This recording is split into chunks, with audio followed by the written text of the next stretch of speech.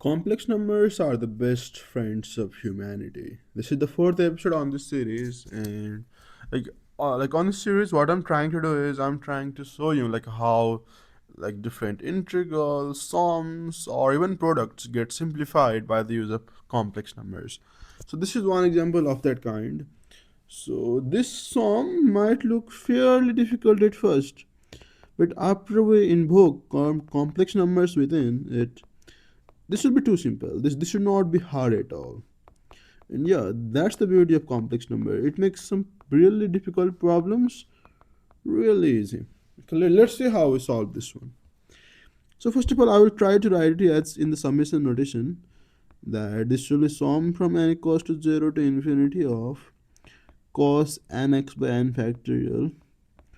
If this may not be obvious to you, please know that this 1 can be written as cos 0x by 0 factorial, right? Because cos 0 is just 1, 0 factorial is just 1, and this is just cos 1x, this is cos 2x. So now it's obvious, right? Okay. So now after you know that, we'll try to involve complex numbers. We know that even though it's difficult to deal with cosine, what we can do is, since we know that cosine is just a real part of e to the power ix, cos e to the power ix is cos x plus I sine x, right? So using this, we can change it to e to the power ix and then deal with e to the power ix, which will be way much easier. So this is real part of e to the power I n x, right? Divided by n factorial. Now since n factorial is a real number, I can take it inside the real part and that won't really change our result. So e to the power I n x by n factorial. Similarly, real part is linear, so I can take it outside the sum. So real part of sum from n equals to 0 to infinity of e to the power I n x by n factorial. Now notice that if I take this sum to the form e to the power ix to the power n by n factorial, something interesting happens. The interesting thing is, because we know that this sum from n equals to 0 to infinity of tau to the power n by n factorial, this is just e to the power tau, right? So if we use this, I can write this as real part of the e to the power tau is again e to the power ix. So yeah, we have the sum now, right? We just need to find real part to get our expression. And you see how it was so much easier by invoking the e to the power ix. And yeah, that's the power of complex numbers, right?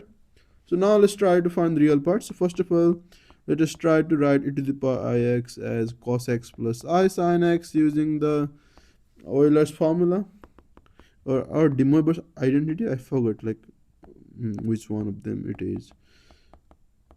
Okay, so now yeah, using Euler's formula, now I wrote it to the power ix as cos x plus I sine x, and now we can definitely we know that a sum in the power is just the product with each of the term of the power, right? And now again, I can write e to the power I sine x as, I can see sine x as just theta, so this will be cos theta plus I sine theta, right? Okay, and now I can distribute it to the power cos x over individual terms, right? Okay, so now I need to find real part, right? I know that this is imaginary part because it has I, and this is real part. So our real part is just e to the power cos x times cos of sine x. And that's a really beautiful answer. And this also seemed to be tough, but in fact it was nothing. It was literally nothing. We just invoked real part and then we got a sum that matched with the Taylor expansion of e to the power x. And we just used that Taylor expansion formula and then we got the answer, right? This was not anything at all. So it was too easy. So you see that this is how complex numbers can be helpful for us to solve different problems. And that's the benefit of having complex number in our toolkit. So I do hope you enjoyed this problem. And yeah, if you enjoyed, do share with the friends too. Thanks for watching and look forward to seeing you in the upcoming videos as well.